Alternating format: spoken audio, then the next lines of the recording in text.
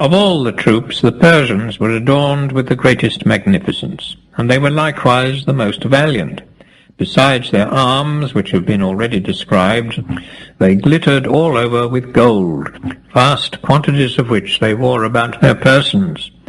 They were followed by litters, wherein rode their concubines, and by a numerous train of attendants, handsomely dressed. Camels and sumpter beasts carried their provision, apart from that of the other soldiers. All these various nations fight on horseback. They did not, however, at this time all furnish horsemen, but only the following. The Persians, who were armed in the same way as their own footmen, excepting that some of them wore upon their heads devices fashioned with the hammer in brass or steel. The wandering tribe, known by the name of Sagartians, a people Persian in language and in dress half Persian, half Bactrian, who furnished to the army as many as 8,000 horse. It's not the wont of this people to carry arms, either of bronze or steel, except only a dirk, but they use lassos made of thongs plaited together, and trust to these whenever they go to the wars. Now the manner in which they fight is the following. When they meet their enemy, straightway they discharged their lassos, which end in a noose. Then, whatever the noose encircles, be it man or be it horse, they drag towards them, and the foe, entangled in the toils, is forthwith slain. Such is the manner in which this people fight, and now their horsemen were drawn up with the Persians.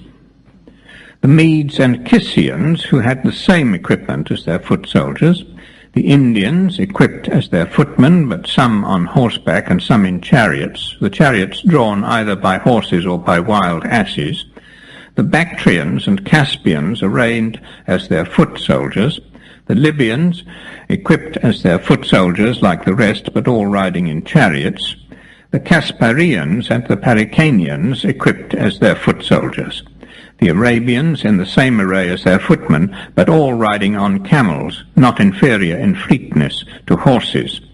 These nations and these only furnished horse to the army, and the number of the horse was 80,000, without counting camels or chariots. All were marshalled in squadrons, excepting the Arabians, who were placed last to avoid frightening the horses, which can't endure the sight of the camel. The horse was commanded by Amamithras and Tithias, sons of Datis. The other commander, Pharnaces, who was to have been their colleague, had been left sick at Sardis, since at the moment that he was leaving the city a sad mischance befell him. A dog ran under the feet of the horse upon which he was mounted, and the horse, not seeing it coming, was startled, and rearing bolt upright, threw his rider. After this fall, Pharnaces spat blood and fell into a consumption. As for the horse, he was treated at once as Pharnaces ordered. The attendants took him to the spot where he had thrown his master, and there cut off his 4 legs at the hoof. Thus Pharnaces lost his command. The triremes amounted in all to 1,207, and were furnished by the following nations. The Phoenicians, with the Syrians of Palestine, furnished 300 vessels, the crews of which were thus accoutred. Upon their heads they wore helmets made nearly in the Grecian manner. About their bodies they had breastplates of linen. They carried shields without rims, and were armed with javelins. This nation, according to their own account, dwelt anciently upon the Erythraean Sea, but crossing thence fixed themselves on the sea coast of Syria, where they still inhabit. This part of Syria, and all the region extending from hence to Egypt, is known by the name of Palestine. The Egyptians furnished 200 ships. Their crews had plaited helmets upon their heads, and bore concave shields with rims of unusual size. They were armed with spears, suited for a sea fight, and with huge poleaxes. The greater part of them wore breastplates, and all had long cutlasses. The Cyprians furnished 150 ships, and were equipped in the following manner.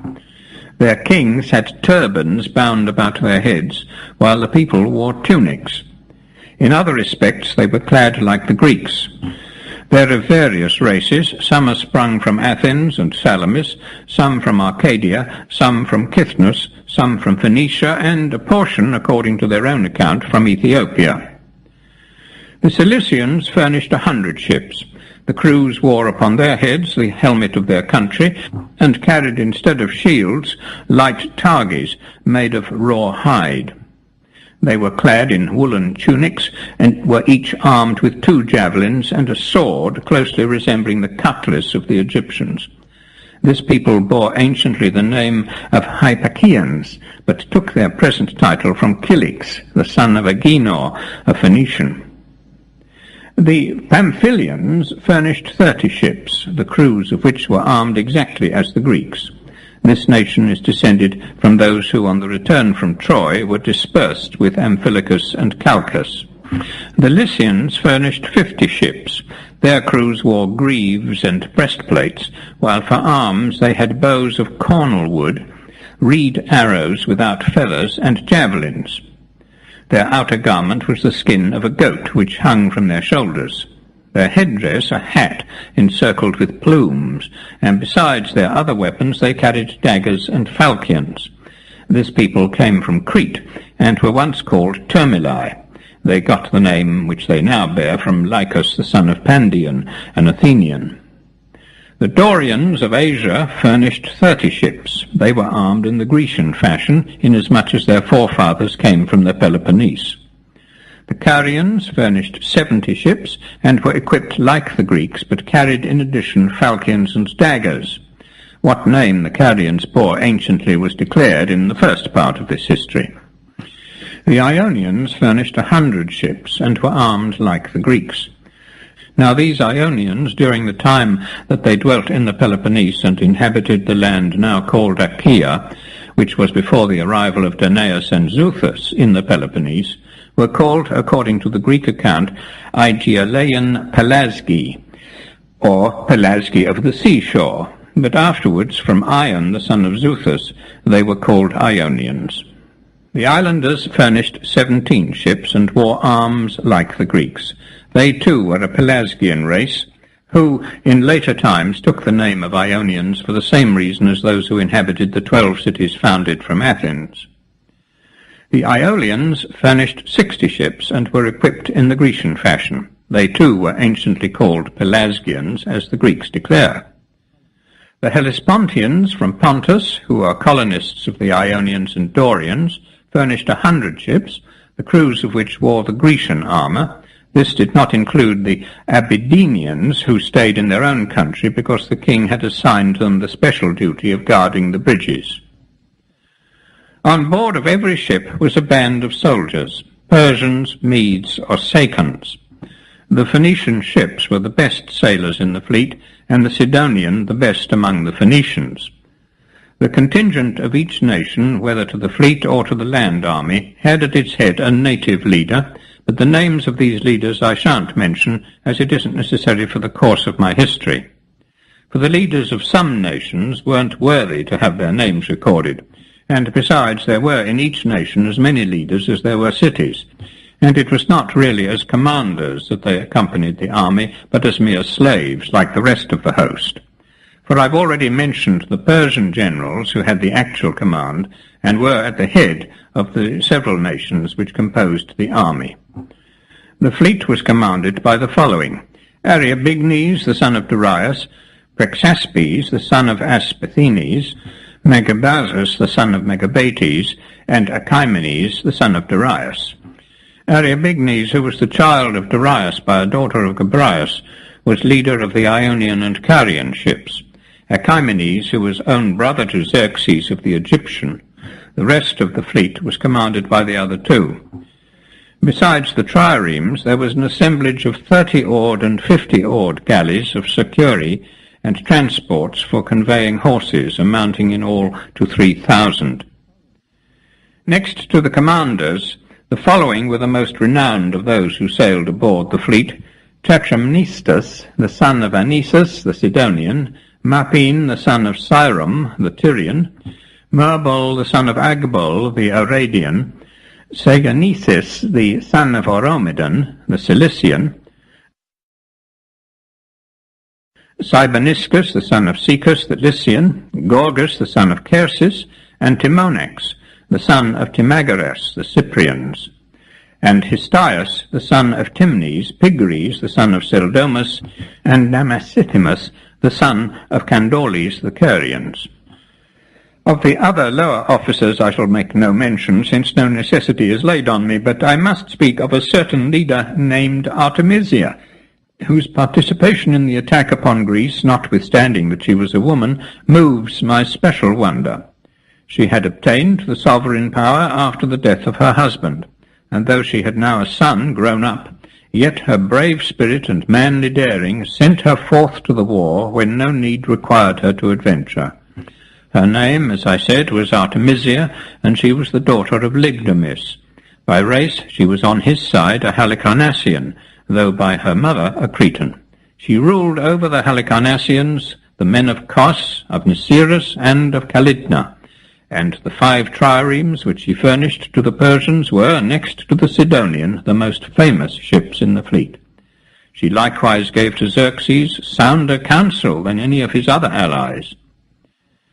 Now the cities over which I've mentioned that she bore sway were one and all Dorian, for the Halicarnassians were colonists from Troezen, while the remainder were from Epidaurus. Thus much concerning the sea force. Now when the numbering and marshalling of the host was ended, Xerxes conceived a wish to go himself throughout the forces and with his own eyes behold everything. Accordingly he traversed the ranks, seated in his chariot, and going from nation to nation made manifold inquiries, while his scribes wrote down the answers, till at last he had passed from end to end of the whole land army, both the horsemen and likewise the foot. This done, he exchanged his chariot for a Sidonian galley, and seated beneath a golden awning, sailed along the prows of all his vessels, the vessels having now been hauled down and launched into the sea, while he made inquiries again, as he had done when he reviewed the land force, and caused the answers to be recorded by his scribes. The captains took their ships to the distance of about 400 feet from the shore, and there lay to, with their vessels in a single row, the prows facing the land, and with the fighting men upon the decks accoutred as if for war, while the king sailed along in the open space between the ships and the shore, and so reviewed the fleet. Now after Xerxes had sailed down the whole line and was gone ashore, he sent for Demaratus the son of Ariston, who had accompanied him in his march upon Greece, and bespake him thus: Demaratus, it's my pleasure at this time to ask thee certain things which I wish to know. Thou art a Greek, and as I hear from the other Greeks with whom I converse, no less than from thine own lips, thou art a native of a city which is not the meanest or the weakest in their land. Tell me therefore, what thinkest thou? Will the Greeks lift a hand against us? Mine own judgment is that even if all the Greeks and all the barbarians of the West were gathered together in one place, they wouldn't be able to abide my onset, not being really of one mind. But I would fain know what thou thinkest hereon. Thus Xerxes questioned, and the other replied in his turn: O king, is it thy will that I give thee a true answer, or dost thou wish for a pleasant one? Then the king bade him speak the plain truth, and promised that he would not on that account hold him in less favour than heretofore. So Demaratus, when he heard the promise, spake as follows: O king, since thou biddest me at all risks speak the truth, and not say what will one day prove me to have lied to thee, thus I answer. Want has at all times been a fellow dweller with us in our land, while valour is an ally whom we have gained by dint of wisdom and strict laws. Her aid enables us to drive out want and escape thraldom. Brave are all the Greeks who dwell in any Dorian land, but what I'm about to say doesn't concern all, but only the Lacedaemonians. First then, come what may, they will never accept thy terms, which would reduce Greece to slavery. And further, they are sure to join battle with thee, though all the rest of the Greeks should submit to thy will. As for their numbers, don't ask how many they are, that their resistance should be a possible thing, for if 1,000 of them should take the field, they will meet thee in battle, and so will any number, be it less than this, or be it more. When Xerxes heard this answer of Demaratus, he laughed, and answered, What wild words, Demaratus! 1,000 men join battle with such an army as this? Come then, wilt thou, who wert once, as thou sayest, their king, engage to fight this very day with 10 men? I trow not. And yet, if all thy fellow citizens be indeed such as thou sayest they are, thou oughtest, as their king, by thine own country's usages, to be ready to fight with twice the number. If then each one of them be a match for 10 of my soldiers, I may well call upon thee to be a match for 20. So wouldst thou assure the truth of what thou hast now said? If, however, you Greeks who vaunt yourselves so much are of a truth men like those whom I have seen about my court, as thyself, Demaratus, and the others with whom I am wont to converse, if I say you are really men of this sort and size, how is the speech that thou hast uttered more than a mere empty boast? For, to go to the very verge of likelihood, how could 1,000 men, or 10,000, or even 50,000, particularly if they were all alike free and not under one lord, how could such a force, I say, stand against an army like mine? Let them be 5,000, and we shall have more than 1,000 men to each one of theirs.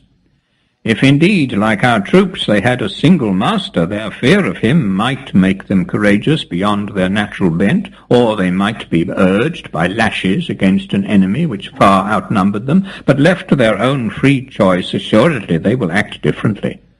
For mine own part, I believe that if the Greeks had to contend with the Persians only, and the numbers were equal on both sides, the Greeks would find it hard to stand their ground.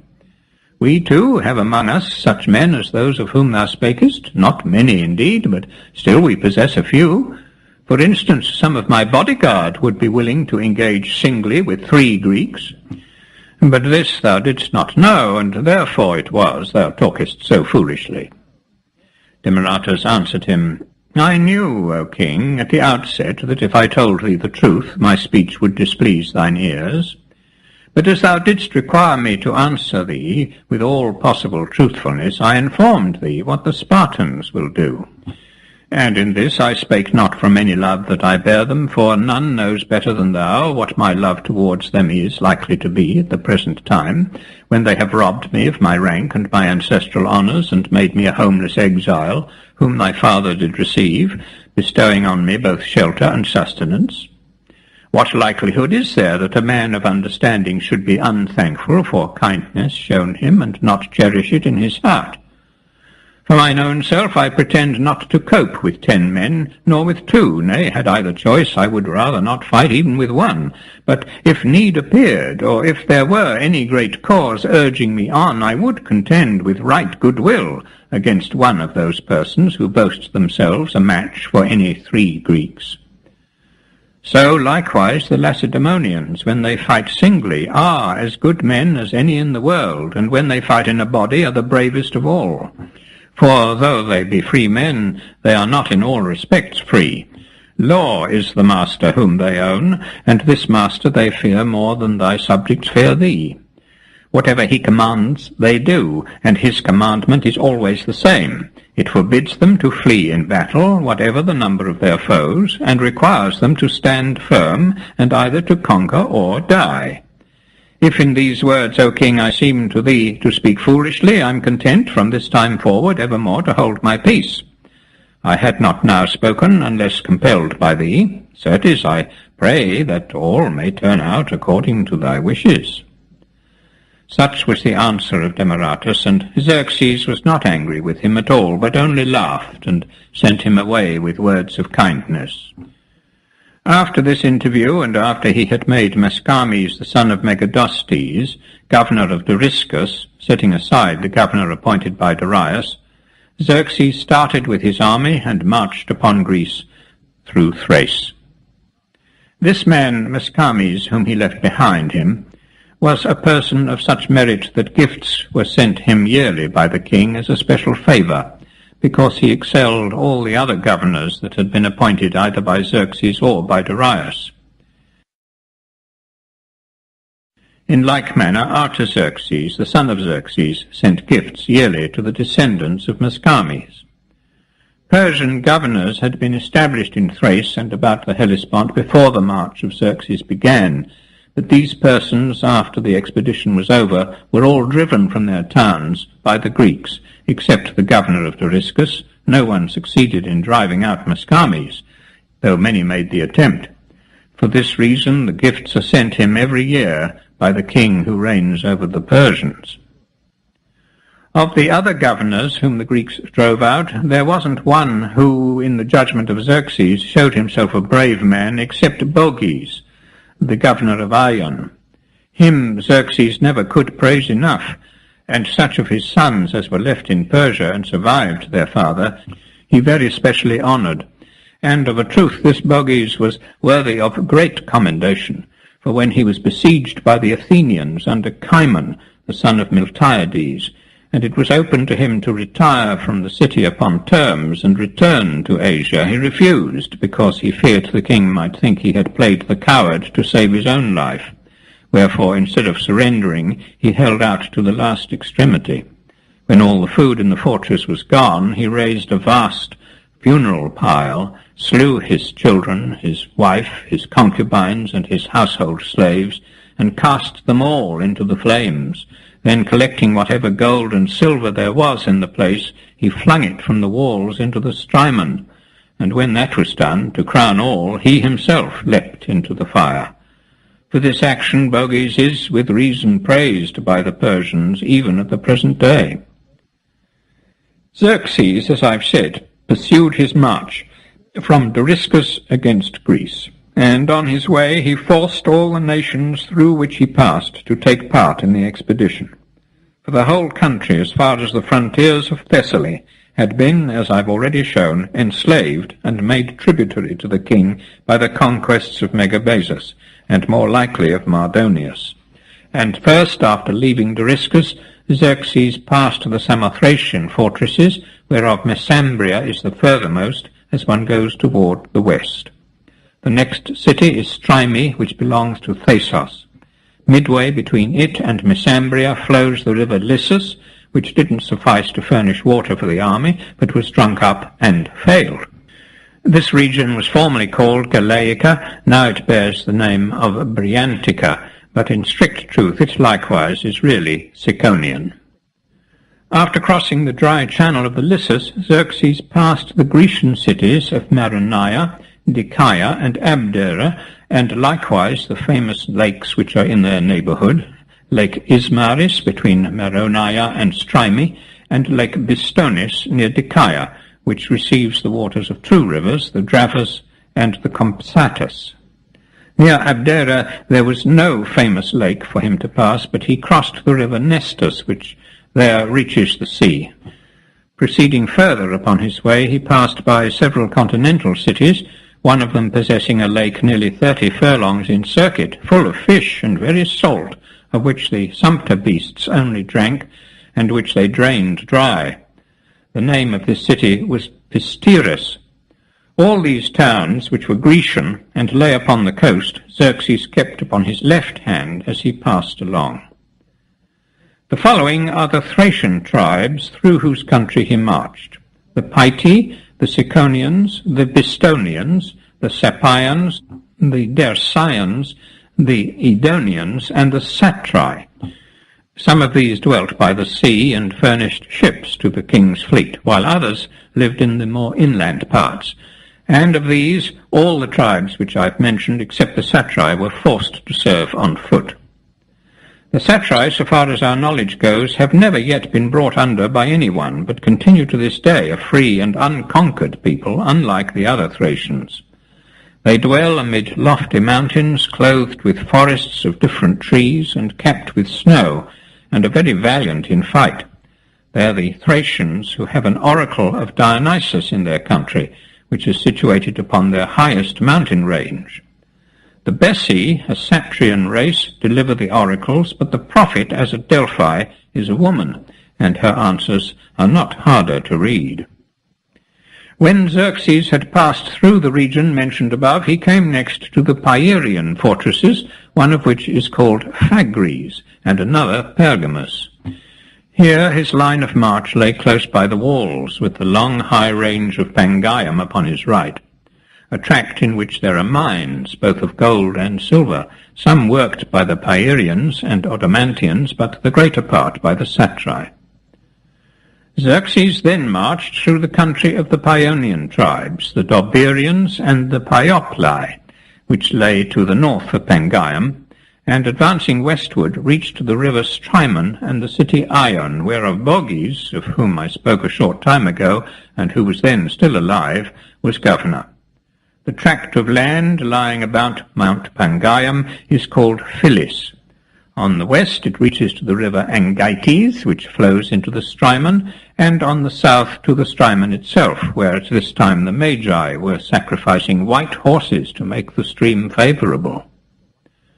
After propitiating the stream by these and many other magical ceremonies, the Persians crossed the Strymon by bridges made before their arrival at a place called the 9 Ways, which was in the territory of the Edonians. And when they learnt that the name of the place was the 9 Ways, they took 9 of the youths of the land, and as many of their maidens, and buried them alive on the spot. Burying alive is a Persian custom. I've heard that Amnestris, the wife of Xerxes, in her old age, buried alive 7 pairs of Persian youths, sons of illustrious men, as a thank-offering to the god who is supposed to dwell underneath the earth. From the Strymon, the army, proceeding westward, came to a strip of shore on which there stands the Grecian town of Argilus. This shore, and the whole tract above it, is called Bisaltia. Passing this, and keeping on the left hand the Gulf of Posidaium, Xerxes crossed the Cilian plain, as it's called, and passing by Stagirus, a Greek city, came to Acanthus. The inhabitants of these parts, as well as those who dwelt about Mount Pangaeum, were forced to join the armament, like those others of whom I spoke before, the dwellers along the coast being made to serve in the fleet, while those who lived more inland had to follow with the land forces.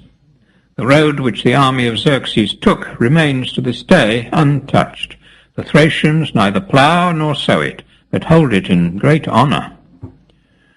On reaching Acanthus, the Persian king, seeing the great zeal of the Acanthians for his service, and hearing what had been done about the cutting, took them into the number of his sworn friends, sent them as a present a Median dress, and besides commended them highly. It was while he remained here that Artachaes, who presided over the canal, a man in high repute with Xerxes, and by birth an Achaemenid, who was moreover the tallest of all the Persians, being only 4 fingers short of 5 cubits, royal measure, and who had a stronger voice than any other man in the world, fell sick and died. Xerxes, therefore, who was greatly afflicted at the mischance, carried him to the tomb, and buried him with all magnificence, while the whole army helped to raise a mound over his grave. The Acanthians, in obedience to an oracle, offer sacrifice to this Artachaes as a hero, invoking him in their prayers by name. But King Xerxes sorrowed greatly over his death.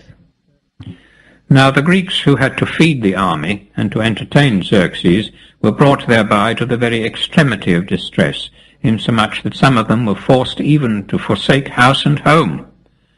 When the Thasians received and feasted the host on account of their possessions upon the mainland, Antipater, the son of Orges, one of the citizens of best repute, and the man to whom the business was assigned, proved that the cost of the meal was 400 talents of silver. And estimates almost to the same amount were made by the superintendents in other cities. For the entertainment, which had been ordered long beforehand, and was reckoned to be of much consequence, was, in the manner of it, such as I will now describe. No sooner did the heralds who brought the orders give their message than in every city the inhabitants made a division of their stores of corn, and proceeded to grind flour of wheat and of barley for many months together. Besides this, they purchased the best cattle that they could find, and fattened them, and fed poultry and waterfowl in ponds and buildings to be in readiness for the army, while they likewise prepared gold and silver vases and drinking cups and whatever else is needed for the service of the table. These last preparations were made for the king only, and those who sat at meat with him. For the rest of the army nothing was made ready beyond the food for which orders had been given. On the arrival of the Persians, a tent ready pitched for the purpose received Xerxes, who took his rest therein, while the soldiers remained under the open heaven. When the dinner hour came, great was the toil of those who entertained the army, while the guests ate their fill, and then, after passing the night at the place, tore down the royal tent next morning, and seizing its contents, carried them all off, leaving nothing behind. On one of these occasions, Megacreon of Abdera wittily recommended his countrymen to go to the temples in a body, men and women alike, and there take their station as suppliants, and beseech the gods that they would in future always spare them 1/2 of the woes which might threaten their peace, thanking them at the same time very warmly for their past goodness, in that they had caused Xerxes to be content with 1 meal in the day. For had the order been to provide breakfast for the king as well as dinner, the Abderites must either have fled before Xerxes came, or if they awaited his coming, have been brought to absolute ruin. As it was, the nations, though suffering heavy pressure, complied, nevertheless, with the directions that had been given. At Acanthus, Xerxes separated from his fleet, bidding the captains sail on ahead and await his coming at Therma, on the Thermaic Gulf, the place from which the bay takes its name. Through this town lay, he understood, his shortest road. Previously his order of march had been the following. From Dariscus to Acanthus his land force had proceeded in 3 bodies, one of which took the way along the seashore in company with the fleet, and was commanded by Mardonius and Massistes, while another pursued an inland track under Tritanteichmes and Gergis. The third, with which was Xerxes himself, marching midway between the other 2, and having for its leaders Smerdomenes and Megabyzus. The fleet, therefore, after leaving the king, sailed through the channel which had been cut for it by Mount Athos, and came into the bay wherein lie the cities of Assa, Pelorus, Singus, and Sarta, from all which it received contingents. Thence it stood on for the Thermaic Gulf, and rounding Cape Ampelus, the promontory of the Toronaeans, passed the Grecian cities Torone, Calepsus, Surmila, Mechiberna, and Olynthus, receiving from each a number of ships and men. This region is called Sithonia. From Cape Ampelus the fleet stretched across by a short course to Cape Canastrium, which is the point of the peninsula of Pallene that runs out furthest into the sea, and gathered fresh supplies of ships and men from Potidaea, Amphitis, Neapolis, Aiga, Thyrambus, Scione, Mendi, and Sani. These are the cities of the tract called anciently Phlegra, but now Pallene. Hence they again followed the coast, still advancing towards the place appointed by the king, and had accessions from all the cities that lie near Pallene, and border on the Thermaic Gulf, whereof the names are Lipaxus, Combria, Lysae, Gigonus, Campsus, Mila, and Aenea. The tract where these towns lie still retains its old name of Crossaia. After passing Aenea, the city which I last named, the fleet found itself arrived in the Thermaic Gulf, off the land of Mygdonia. And so at length they reached Therma, the appointed place, and came likewise to Sindus and Calestra, upon the river Axius, which separates Bottiaea from Mygdonia. Bottiaea has a scanty seaboard, which is occupied by the 2 cities Icni and Pella. So the fleet anchored off the Axius and off Therma and the towns that lay between, waiting the king's coming. Xerxes, meanwhile, with his land force, left Acanthus and started for Therma, taking his way across the land. This road led him through Paeonia and Crestonia to the river Echidorus, which, rising in the country of the Crestonians, flows through Mygdonia and reaches the sea near the marsh upon the Axius. Upon this march, the camels that carried the provisions of the army were set upon by lions, which left their lairs and came down by night, but spared the men and the sumpter beasts, while they made the camels their prey. I marvel what may have been the cause which compelled the lions to leave the other animals untouched and attack the camels, when they had never seen that beast before, nor had any experience of it. That whole region is full of lions and wild bulls, with gigantic horns, which are brought into Greece. The lions are confined within the tract lying between the river Nestus, which flows through Abdera on the one side, and the Achelous, which waters Acarnania, on the other. No one ever sees a lion in the forepart of Europe east of the Nestus, nor through the entire continent west of the Achelous, but in the space between these bounds lions are found. On reaching Therma, Xerxes halted his army, which encamped along the coast, beginning at the city of Therma in Mygdonia, and stretching out as far as the river Lydius and Haliacmon, two streams which, mingling their waters in one, form the boundary between Bottiaea and Macedonia. Such was the extent of country through which the barbarians encamped. The rivers here mentioned were all of them sufficient to supply the troops, except the Echadorus, which was drunk dry. From Therma, Xerxes beheld the Thessalian mountains, Olympus and Ossa, which are of a wonderful height. Here, learning that there lay between these mountains a narrow gorge through which the river Peneus ran, and where there was a road that gave an entrance into Thessaly, he formed the wish to go by sea himself and examine the mouth of the river. His design was to lead his army by the upper road through the country of the inland Macedonians, and so to enter Peribea and come down by the city of Gonus, for he was told that that way was the most secure. No sooner, therefore, had he formed this wish than he acted accordingly. Embarking, as was his wont on all such occasions, aboard a Sidonian vessel, he gave the signal to the rest of the fleet to get under way, and quitting his land army, set sail and proceeded to the Peneus. Here the view of the mouth caused him to wonder greatly, and sending for his guides, he asked them whether it was possible to turn the course of the stream and make it reach the sea any other point.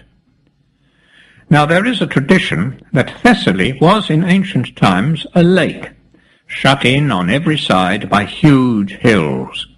Ossa and Pelion, ranges which join at the foot, do in fact enclose it upon the east, while Olympus forms a barrier upon the north, Pindus upon the west, and Othrys towards the south. The tract contained within these mountains, which is a deep basin, is called Thessaly. Many rivers pour their waters into it, but 5 of them are of more note than the rest, namely the Peneus, the Apidanus, the Onoconus, the Enipeus, and the Parmesus. These streams flowed down from the mountains which surround Thessaly, and meeting in the plain, mingled their waters together, and discharged themselves into the sea by a single outlet, which is a gorge of extreme narrowness. After the junction, all the other names disappear, and the river is known as the Peneus. It's said that of old the gorge which allows the waters an outlet didn't exist. Accordingly, the rivers, which were then, as well as the lake Bebais, without names, but flowed with as much water as at present, made Thessaly a sea. The Thessalians tell us that the gorge through which the water escapes was caused by Poseidon. And this is likely enough. At least any man who believes that Poseidon causes earthquakes, and that chasms so produced are his handiwork, would say, upon seeing this rent, that Poseidon did it, for it plainly appeared to me that the hills had been torn asunder by an earthquake. When Xerxes therefore asked his guards if there were any other outlet by which the waters could reach the sea, they, being men well acquainted with the nature of their country, made answer, "O king, there is no other passage by which this stream can empty itself into the sea, save that which thine eye beholds, for Thessaly is girt about with a circlet of hills." Xerxes is said to have observed upon this